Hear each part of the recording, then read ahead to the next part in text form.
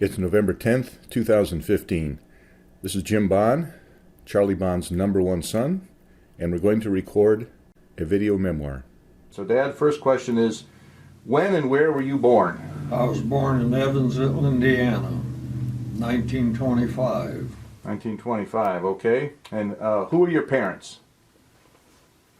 My mother and my dad, Raymond Bahn and Essie Bahn. Essie Mae Bahn? Essie Mae Bahn, and she was part Irish and he was German descent. Do you happen to know where they were born? Dad was born in Indiana on a farm about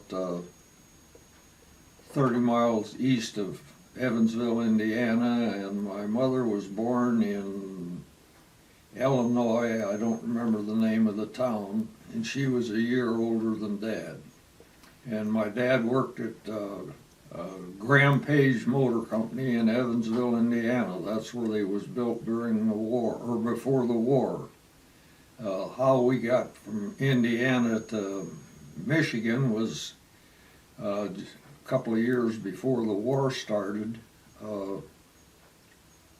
Graham moved to Wayne, Michigan from Evansville, Indiana. And they had a plant here, and they paid my dad $25 to move up here. That was what it cost for gas and oil to drive up here with his family. By then I had a sister, Doris, that was born in Evansville. Eddie was born in Michigan after we got here. School, whenever they put me in school here, they was amazed at how much more advanced first grade book was than the books they used here. They was considerably advanced compared to what they was using here. So you moved here in the first grade? Yeah, I was in the first grade. Wayne was a little town. It was about a mile square, roughly a mile square, not heavily populated. There was a streetcar type of affair run from Detroit out to Wayne, and they had a turnstile there where they'd turn them around and send them back. As soon as you passed the city limits while you was in farm country. Well, when I was 13 years old, I rode with my bicycle up to a hardware store and bought a single-shot .22 for $4.49. And I laid it across my handlebars and rode home with it. At that time, let's see, that would have been about 1936 or so. Short 22 shorts was 12 cents a box, longs were 14 cents a box, and long rifles was 16 cents a box. And I used to round up beer cans and trash and junk and sell them to a junkyard, and that's how I bought hundreds of rounds of .22 ammunition. Well, what'd you do with that .22? I've still got it. What did you used to do with it? I taught all the kids to shoot it, relatives, friends, kids. Still got it. It's a good gun yet. Sad, I don't know how many 100,000 rounds has went through it, but I always cleaned it, took care of it. Still pretty accurate. Did you ever, were you able to use it to bring food home to Grandma? Yeah, I shot rabbits, squirrels, pheasants even, sitting down there by the railroad. Throw out some corn there and set up there on the edge of the railroad bridge and shoot them. The pheasants. Yeah. There was, from where we lived in town, it was about a little over a quarter of a mile out of town to the west. And like I said, once you was there, well, you was in farm country, and there was a lot of rabbits and squirrels around. And that was before refrigeration and stuff, so in cold weather in the winter, our back porch was boxed in. My dad put some screw eyes up there, and the game we would clean it when it was cold, and Ma'd put it in a bag about the size of a pillowcase and hang it out there, and in the winter the stuff would be cold enough that it would freeze, and that was it. What else can you remember about growing up in Wayne? Anything else? Well, it was a little town. You get your driver's license when you was 14 years old. My dad was sitting on a stool putting brakes on a car one time when I was 13 and a half years old, and I walked out to him and I said, "Dad, is it all right with you if I buy a Model A Roadster that a guy's got? It's pretty cheap." He stopped work, turned sideways and looked at me and said, "Son, you can buy anything you want as long as you can afford it. Don't ever buy anything you can't pay for." And he turned and went back to work. So I bought that 1929 Model A Roadster. Its top was good, but I had it down most of the time. But Dad's told me, "Don't you ever take this thing out of the drive and drive it unless I'm with you, teaching you how to drive." So that was the law that was laid down. But one day I talked to my mother and told her that was whenever dandelion greens was a good thing to eat. And I knew where there was a big field with big dandelion greens, and I told Ma about it. And she says, "Well, I can't walk there." I says, "Well, no, but I can drive you down in the car." She says, "Well, we better not do that. You know what'll happen if your dad hears about it." I said, "Well, I won't tell him, will you?" So she went and got a bonnet and put on her head, and I drove her down. We got 4 big bags of the dandelion greens. When I turned 14 years old on my 14th birthday, Dad took me up to the police station to get my driver's license. And whenever we walked through the door, why, Larry Knox was the chief of police, and he says, "What'd he do, Ray? You want me to lock him up for a few days?" And he says, "No. Yeah, it's his 14th birthday. I'm bringing him in to get his driver's license." And Larry Knox looked at me, and I had a hat on he recognized. He says, "Haven't I seen you driving by around here in Wayne this summer with a Model A Roadster with a roof down?" And my dad, "What?" He looked down at me and he says, "Now for that I shouldn't let you get your damn driver's license today. Make you wait." And Larry Knox, the chief, says, he says, "He didn't get in any trouble, didn't do anything." He says, "Give him a driver's license, let him get his driver's license." Turned to the cop and said, "Give him a written test, but we don't have to take him for a road test. I know he can drive." So, but my dad, he wasn't too happy with me there for a few days. Let me ask this: when did you first go to work, and where was it? Well, when I was 13 years old, there was a guy named Tramp Arthur had a standard gas station, kitty corner across about a half a block down from us. I went to work there. I worked from 6 o'clock till 10 o'clock at night.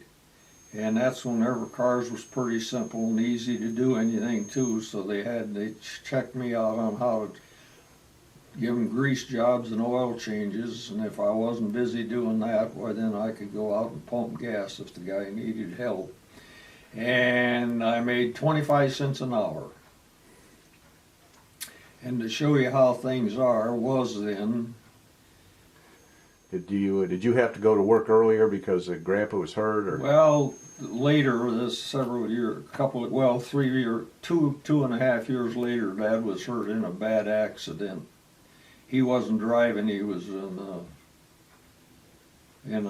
was sitting in the right side, front seat of a sedan, and they was coming back from Saline or someplace, and whenever they got into Ypsilanti, well, that's got a couple of hills in it, right in downtown, and it was late at night, and back then street lights wasn't much in the little town, and there was a semi had broke down, and I think the engine quit, and the guy was rolling backwards coming down Michigan Avenue, and the guy run into him. There was no lights on the truck, and Dad went through the windshield. He got cut up pretty bad. Yeah, he couldn't work for over 18 months.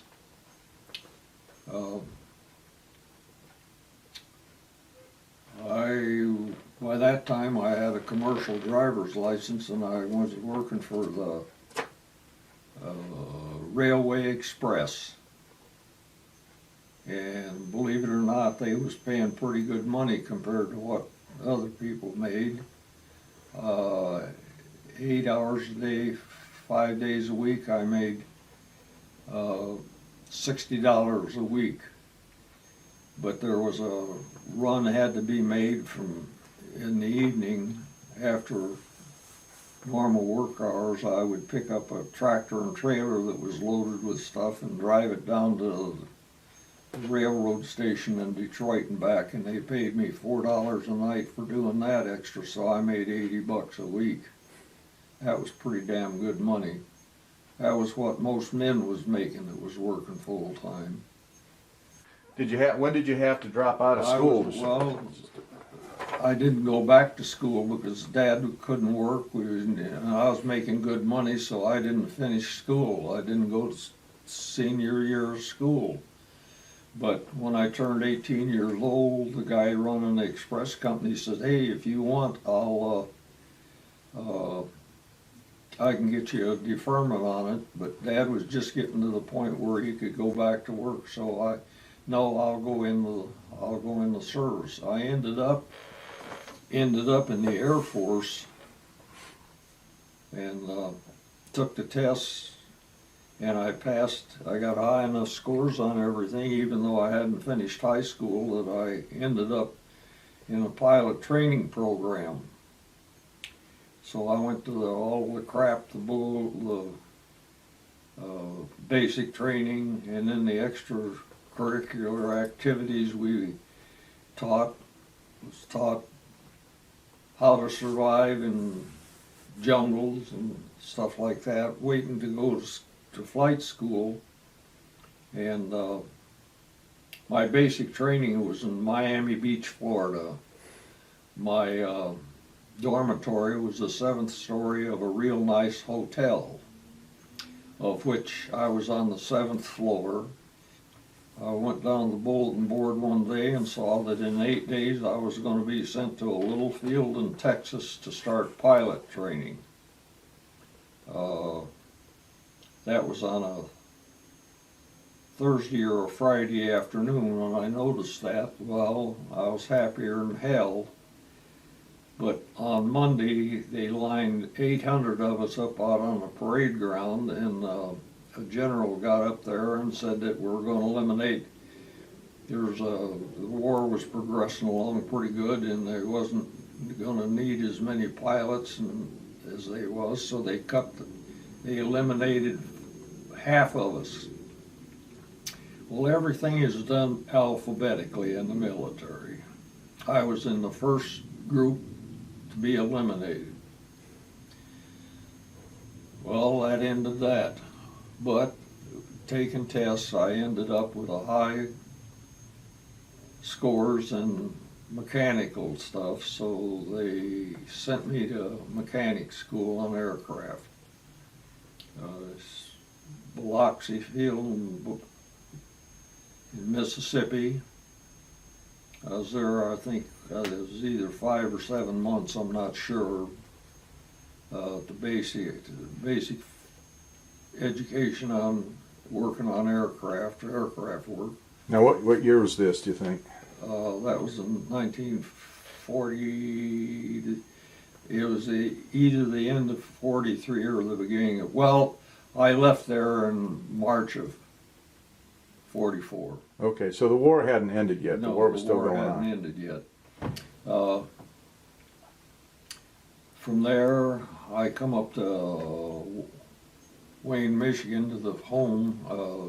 B-24s was being built out at Willow Run, and I come up here for Ford Factory School on B-24s. So I spent 4 months here. From here, I went down to Panama City, Florida, to Tyndall Field for gunnery school. I was there about 5 months, and after that I got sent to Smyrna, Tennessee on B-24s, flying and instructing where they was building up crews to send overseas. They was bringing in gunners and mechanics, like navigation and pilots, and matching up in teams and then checking them out in B-24s. As it turned out, I never went overseas. I kept expecting to go, but they kept me there, checking out cruises. They built them up, and then I got sent to a little town in Alabama, just out of Montgomery, Alabama, to a little field. I expected there to be 4-engine aircraft, B-24s there. I ended up working and flying on a B-25 they had there.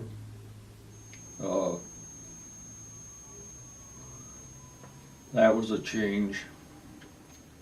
Well, the B-25, that was that twin-engine bomber, Yeah, right? Yeah, twin-engine bomber, yeah. Yeah. I got there, I got sent from Smyrna down there, and I went to check. I got there on a Sunday, and I went down. When I got there on the base, I got assigned a room and everything. I went down to engineering office down on the flight line and introduced myself, and I asked the guy. He said, "Oh, you're our new crew chief for a B-25." I said, "I am." He says, "What do you mean by that?" I says, "Well, I thought I was going to be on B-24s here." Well, there was nothing.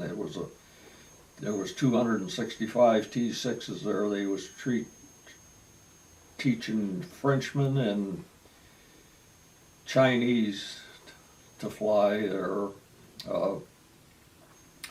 I went out and walked around under. He said, "Well, I don't know what to do." I said, "Well, it's just an airplane. I think we can get along together." He said, "Well, I can teach you to start the engines." I said, "Oh, I can figure out how to start the engines." I said, "I just have to familiar myself where stuff is and the differences and stuff." So I went out and was walking around the airplane. It was all buttoned up. I had seen them and I knew what they were and everything, how to get in them and everything, but there was a whack that was crew chief on a T-6, and whenever it taxied out, she come running over and said, "Are you the new crew chief for the B-25? And I says, "Yeah, I guess so." So she followed me around while I was walking around underneath and looking in the wheel well and stuff like that. And jokingly, I said to her, "How do I get in this thing?" And she started laughing. She says, "Well, you're the crew. What are you talking about? You don't know how to get in it?" I did, but I didn't. She walked over underneath and punched the button in the door, and it come down, and the ladder come out, and we got up in it. I got in it. She followed me up in it, and I got the book out and was sitting there checking out where the controls were and looking at in the cockpit.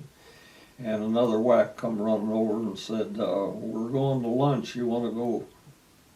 So she says, "Well, why don't you go with the lunch with us?" So on the way over there, she told 2 or 3 people about the fact that I was the new crew chief for the 25 and I didn't know how to get in it.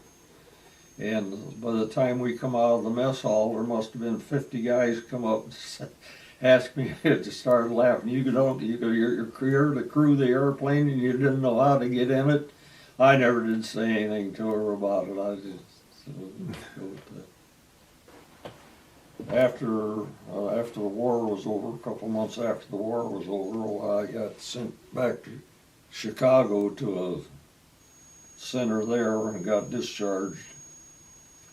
And come back, I got off a bus in Wayne on the morning. I got in, and a guy that I knew, he was a contractor. I'd worked for him sort of part-time while I was still driving for the Railway Express before the war, or at the beginning of the war. he hired me to drive a dump truck when I got off the bus. So he drove me over to the folks' house. Dad hadn't gone to work yet, so Ma fixed me breakfast and looked for some of my old clothes. And at noon that day, on the day I got home, while I was driving a dump truck I drove that for about 3 months, and then I went to work out at Stinson Aircraft. Where was Stinson located? Yeah, it was on the south end of, just out of town, south of Wayne. Worked there till Union screwed things up, and Consolidated Aircraft had bought out Stinson Aircraft, and they wouldn't go for the foolishness of the Union, so they shut down, and the Stinson Aircraft was bought out by another company. They finished the 50 airplanes that was in production, and that was the end of Stinson Aircraft. 1,500 and some people in Wayne went out of job. Well, what'd you do next? Joined the Air National Guard. I was down to an air show in Detroit, and I crawled up on a platform there. They had a B-26 there, and a guy named Earl Hume, I got talking to him.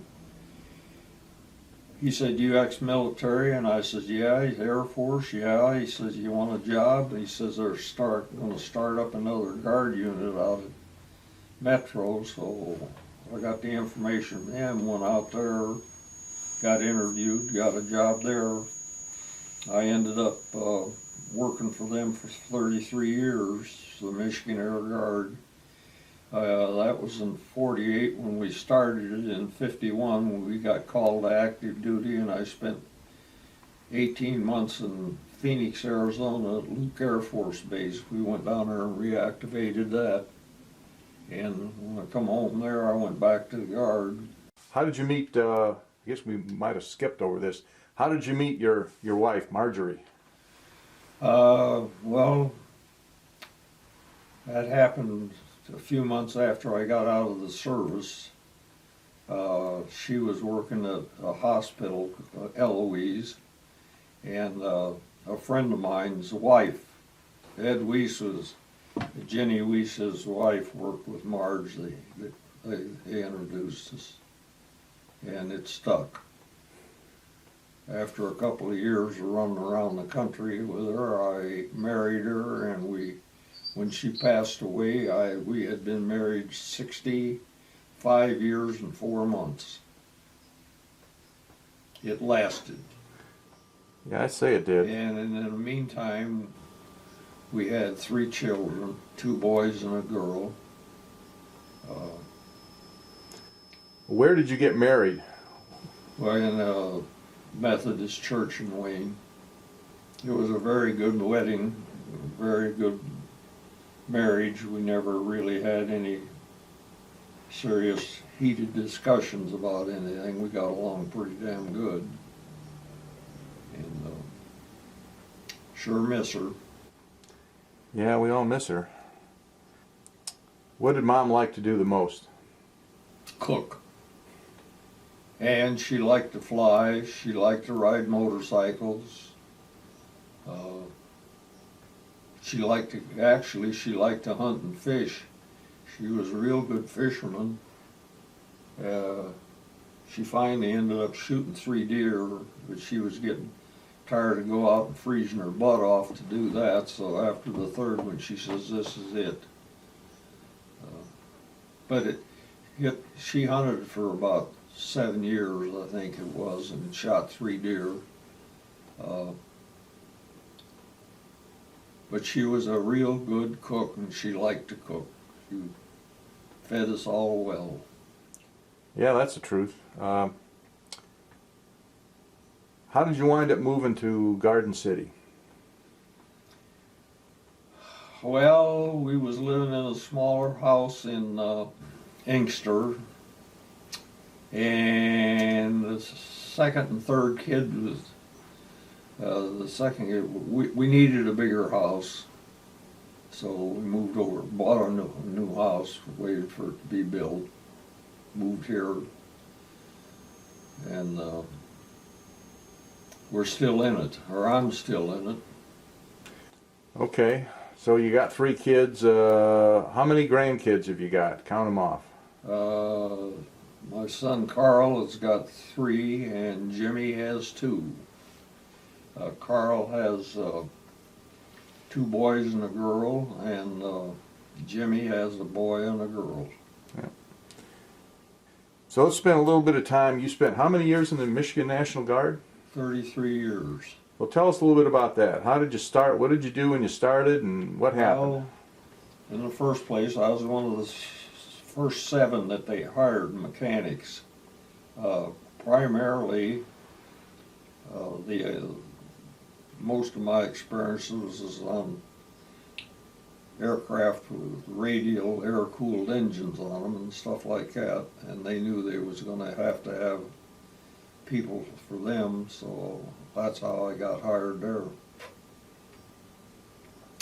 As soon as I got in and got working and everything, I went to the schools that they had for the P-51s that we originally got when we were there.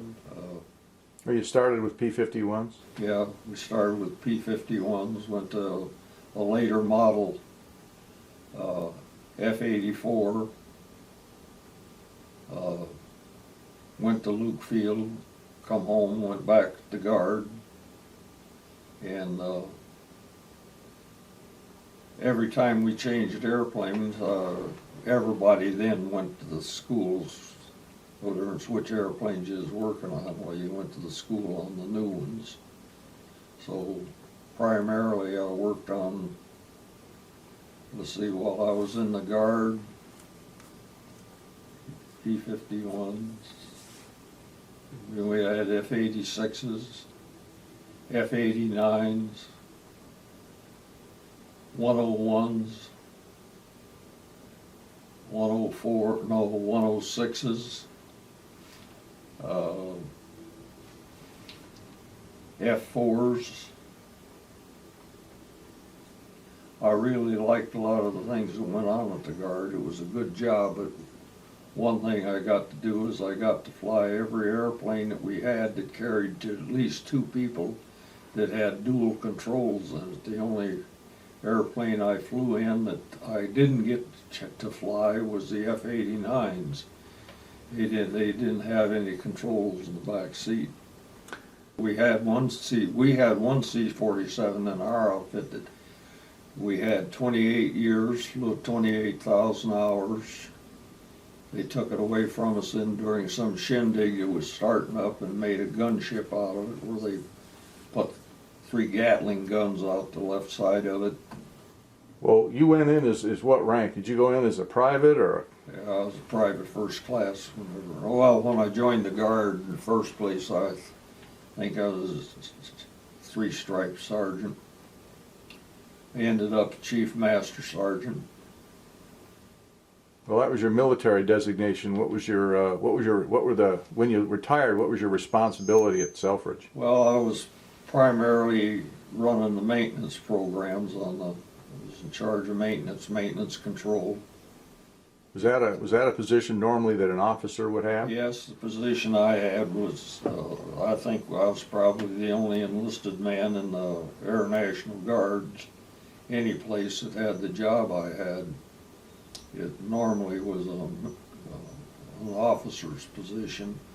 Some of the officers on the base sort of got a little TO'd. Some of them that worked over in headquarters and stuff like that, they was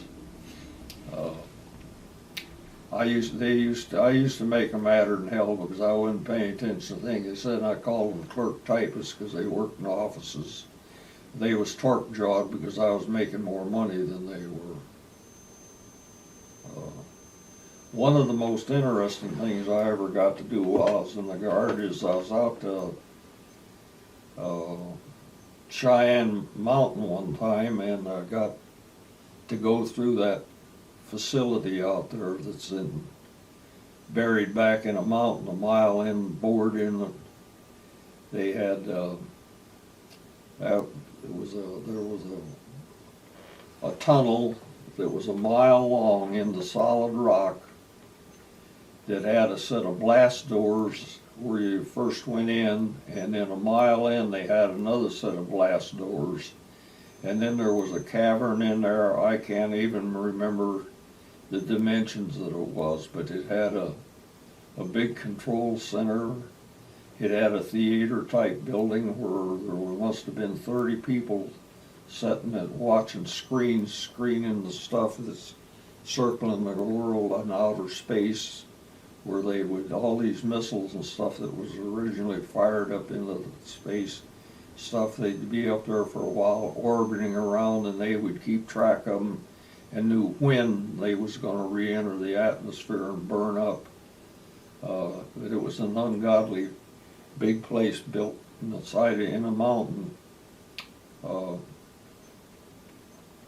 buildings were, they had theater, they had all the barracks, they had everything in there, and all the buildings were sitting on coil springs, and all the water connections in them between the buildings and hooking up to everything had to have flexible joints in them so that if that ever started to shake or anything, why, nothing would get broke. And they had enough water and everything in there that if they had got bombed in there, the bombs around, and then it closed them up, they had enough supplies in there that people could have lived for a year, they said. And it's, I've seen them, I'm show part of it on TV for years, but that is something you just flat ass had to see to believe it in person. I mean, it was just unbelievable. While I was in the Guard there, I was responsible for taking military aircraft and putting in airline interiors in them and building them up as an airplane. We had, the first one was a C-47 that we had it for 28 years. We had a C-54 that we got it out of the boneyard in Arizona. It had went overseas during World War II.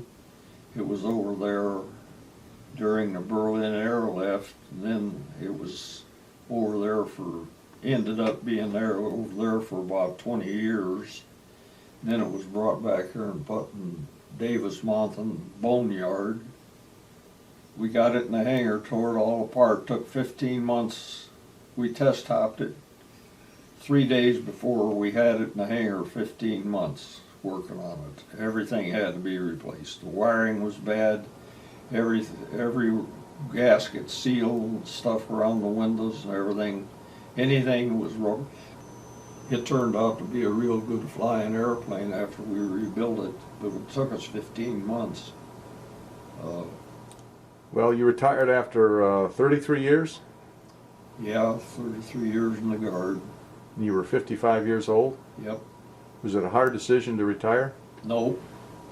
When I was 43 years old, I paid off the house.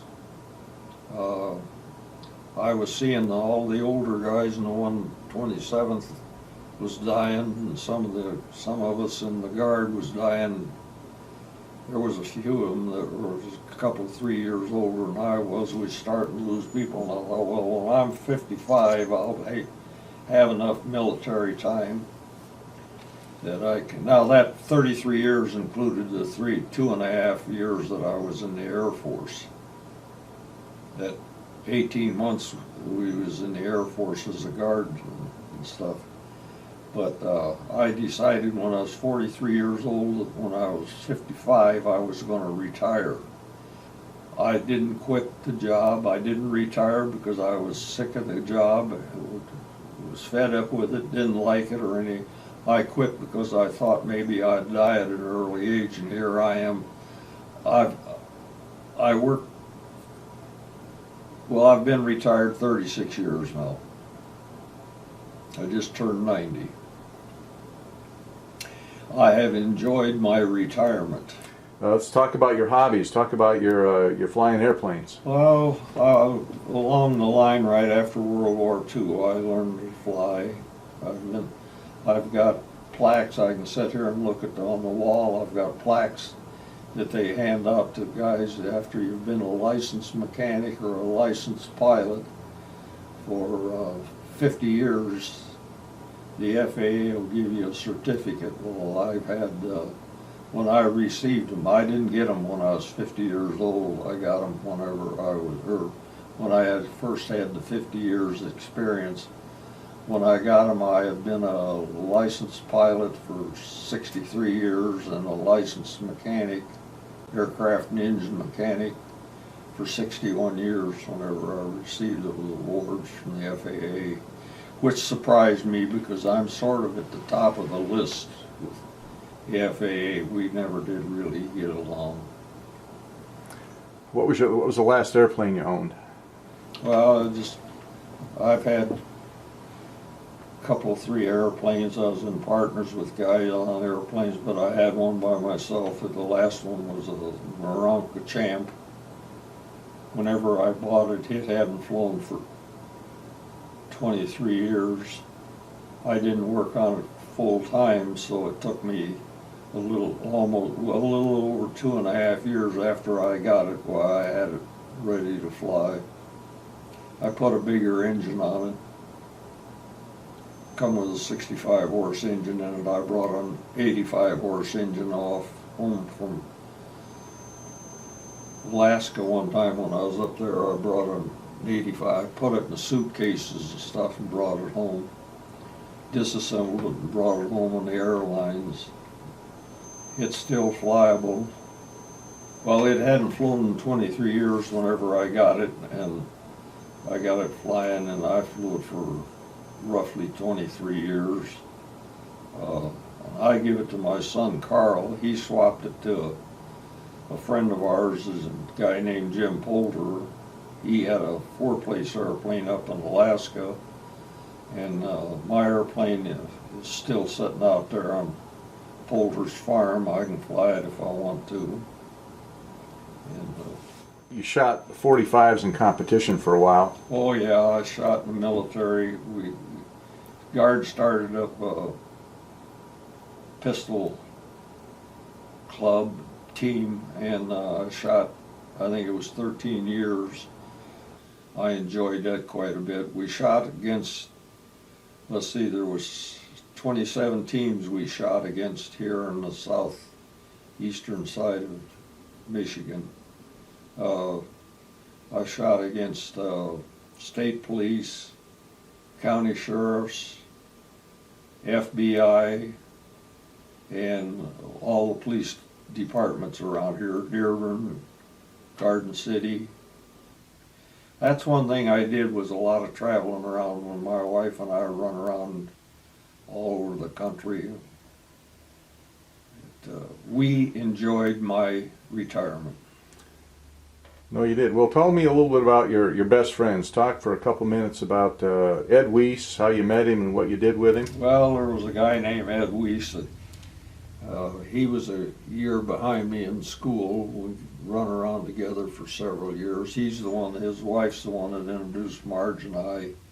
He, as he got older, he got cranky, and he wasn't hit. He all the time we was growing up and running around. In the first several years we was married, he was real fun to be around, but he got to drinking too much, and it got to be a pretty miserable operation.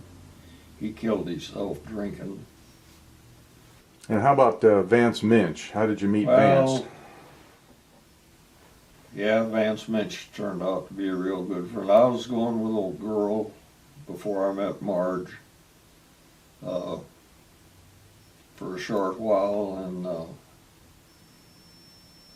Vance was married to her sister, so I met him, but we turned out to be real good friends for years. He moved to Florida, so after I retired, I had a key to his house, and he had a key to ours. If we wasn't home, why, he could come up here and move in. And we spent a lot of years running around together as far as that goes. Well, how about Jim Poulter? Tell me how you met Jim Poulter. Jim Poulter went up to California and bought a P-51. They paid $2,500 for it and $100 for the radio in it, and flew it back here to Michigan on a ferry permit to get it back here. And he was looking for somebody to license it, a mechanic to license it. And he ended up walking around out at the guard one day right after we got back from Luke. Well, it was a year after we got back from Luke, actually, but he was out there looking for somebody, or out at the airport looking for somebody to license a P-51. And he got talking to people and said, well, go find Charlie Bahn. He's the only guy around here that's got an aircraft and engine license that's familiar with P-51s, is how I met him. He come found me out there and got talking. I said, yeah, sure, I'll help you license the airplane. We'll help him. I did 90% of the work. He was an airlines pilot, but he worked with me. We was friends for years. We worked together on several different airplanes.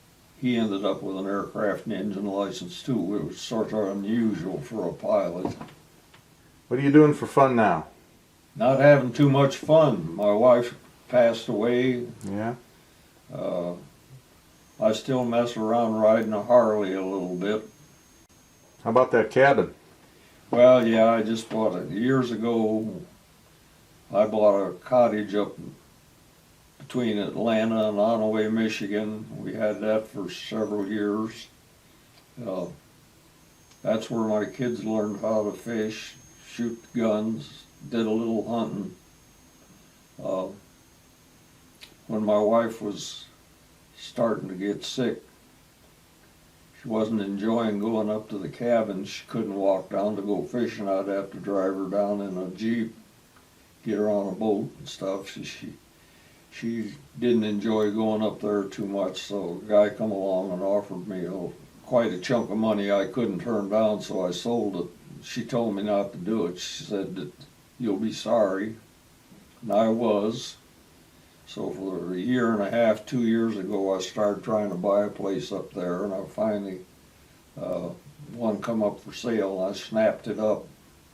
So I'm just in the process of, this will be the first year going back up there and hunting.